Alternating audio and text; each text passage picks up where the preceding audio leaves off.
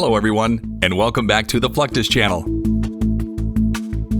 The very first aircraft carrier was commissioned by the British Royal Navy in 1918. The U.S. followed closely behind with the USS Langley, which it introduced in 1922. Today, these mobile air bases are among the largest ships in the world.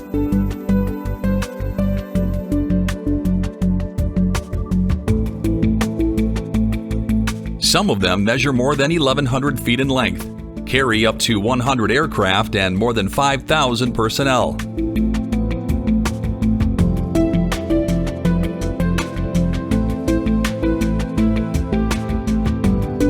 With an aircraft carrier in its fleet, any country can exercise incredible military power almost anywhere in the world.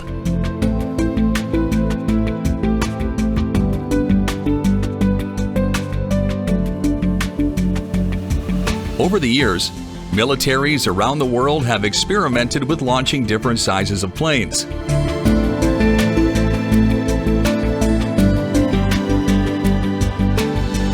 From bombers to spy planes to cargo aircraft, operating larger planes from an aircraft carrier would confer an incredible strategic advantage on the country that could figure out how to do it.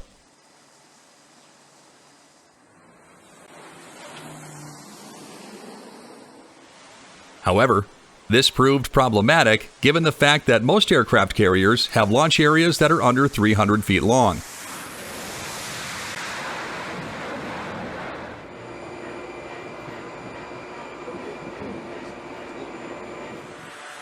Though catapults are used to assist in helping the aircraft reach takeoff speeds, larger and heavier planes are more at risk of failing during launch.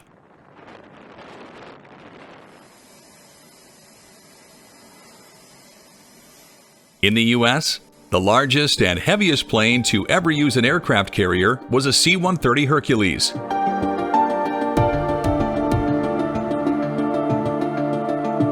Despite the success of the 1963 trials, it was eventually deemed too risky to have the C-130 operate from an aircraft carrier on a regular basis. There have always been challenges and risks associated with operating planes from aircraft carriers.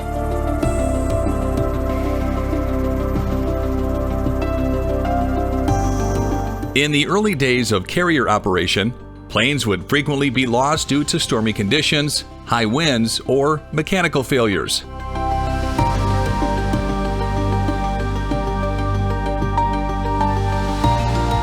During the Doolittle raid of 1942, a group of 16 B-25 bombers was launched from the deck of the USS Hornet.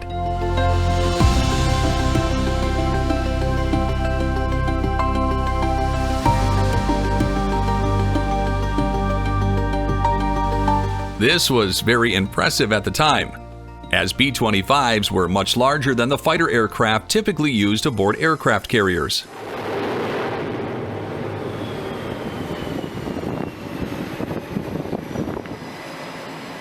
Their mission was to strike the Japanese mainland as a strategic response to the attack on Pearl Harbor. Unfortunately, all but one of the bombers that took part in the raid crash-landed or were lost, and several crew members were captured by the enemy.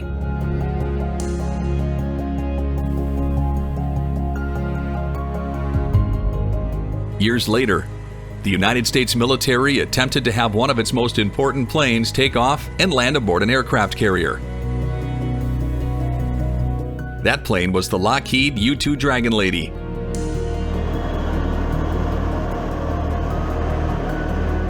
A high-altitude spy plane capable of penetrating deep into enemy airspace, the U-2 was also considered one of the hardest planes to fly and land.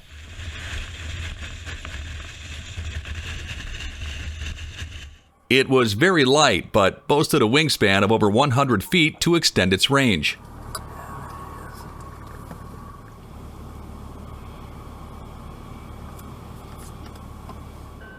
It also lacked traditional landing gear, with only two wheels placed in an unstable bicycle arrangement down the fuselage.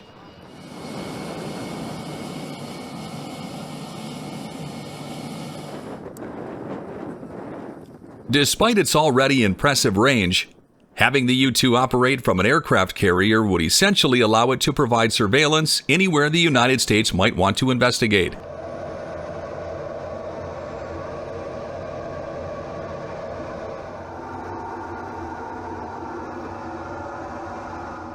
In 1969, tests were performed aboard several different U.S. carriers.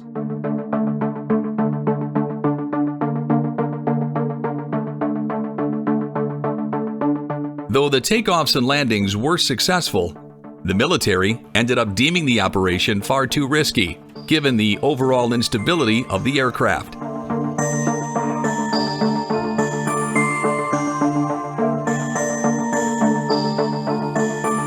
As technology improved and aircraft carrier flight decks grew in size, operating larger planes became much more feasible.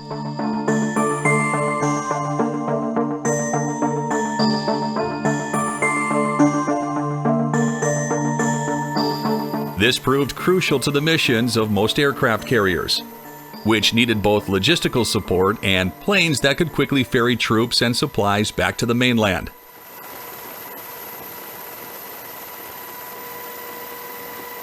One of the first planes to assume this significant role was the Grumman C-2 Greyhound.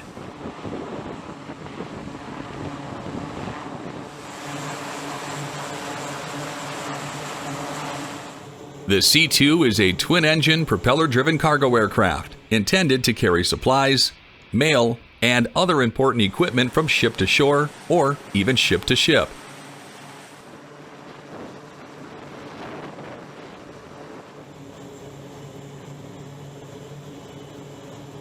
It's around 56 feet long and boasts a wingspan of just over 80 feet.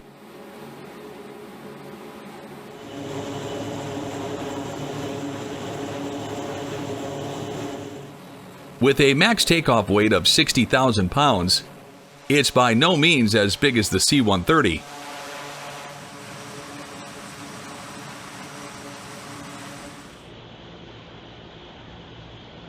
However, its ability to operate so easily from an aircraft carrier flight deck has allowed it to evolve into one of the most elemental planes in the fleet.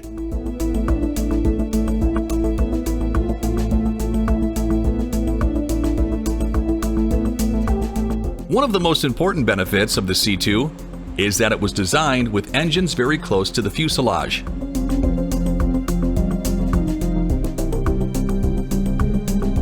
This allows the wings to be folded against the aircraft, thus minimizing the amount of space it takes up in the aircraft carrier hangar bay.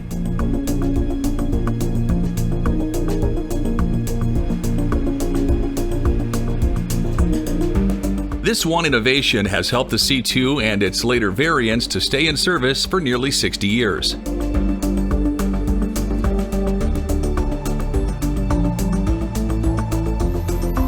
More recently, both aircraft carriers and amphibious assault vessels have begun carrying the Bell Boeing V-22 Osprey.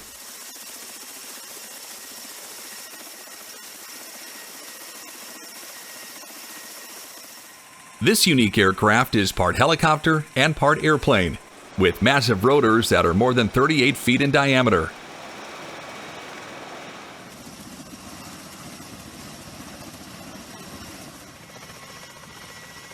These engines can be turned upward, allowing the V-22 to take off vertically or within very short distances.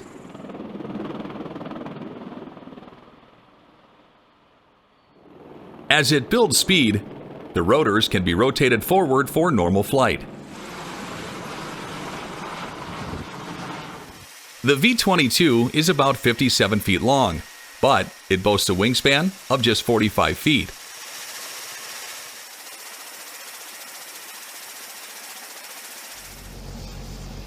Its wings and rotors can also be folded against the fuselage to minimize further the space it takes up on board.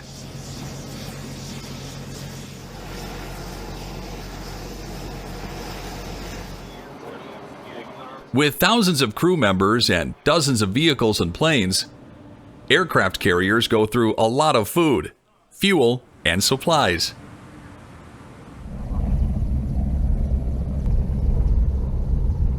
This necessitates that they get resupplied every now and again.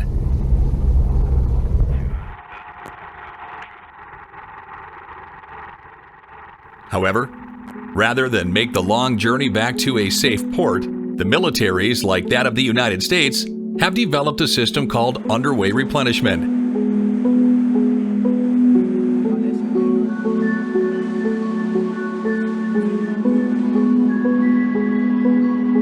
Abbreviated as UNREP, this method transfers fuel, munitions, and cargo from one ship to another while both ships are moving.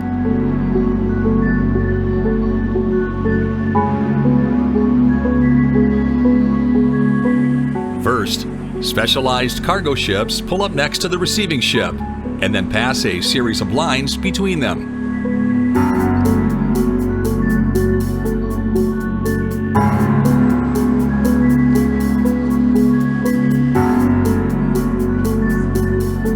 Depending on conditions, these lines can either be thrown or shot using a specially modified rifle.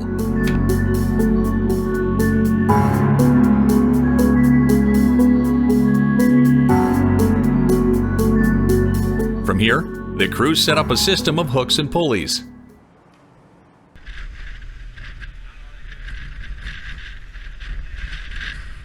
These allow the cargo ship to move thousands of pounds of equipment to the carrier and hoses for direct fuel transfer.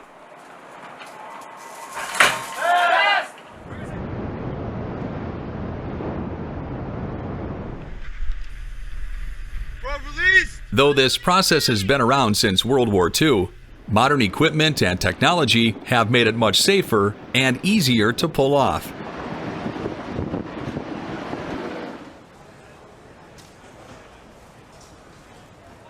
And since the carrier is able to remain on its mission the entire time, underway replenishment ensures there are no gaps in the nation's defensive capabilities.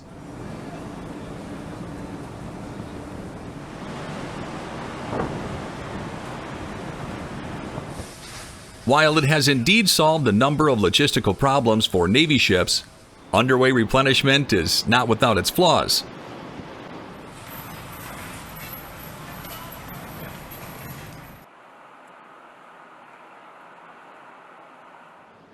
If the weather is rough, supplies could be dropped, or hoses could be damaged during the replenishment process.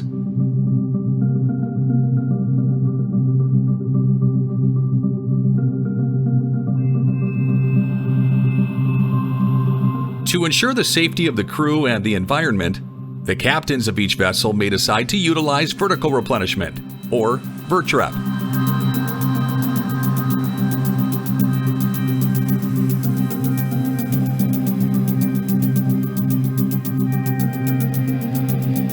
This form of replenishment utilizes helicopters equipped with cargo hooks and nets.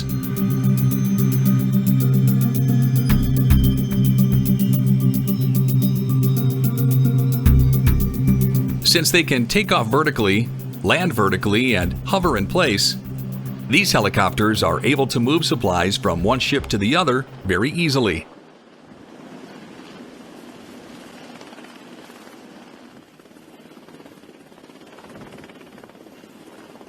However, though they can carry thousands of pounds at a time, VerTrep operations generally take much longer than underway replenishment.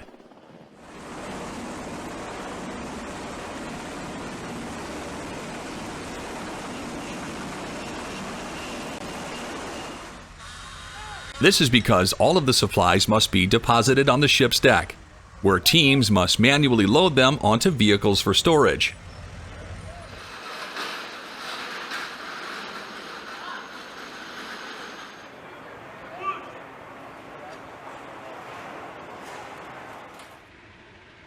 Aircraft carriers remain among the most impressive feats of engineering in human history.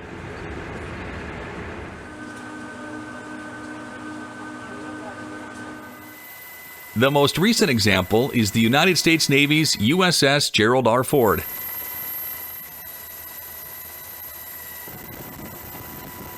At 1,106 feet long, the Gerald R. Ford is currently the largest carrier in existence.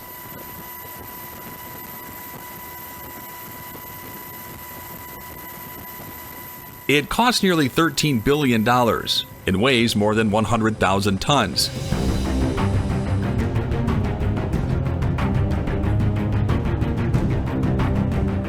No doubt, this state-of-the-art vessel is just another step in developing even more impressive military ships.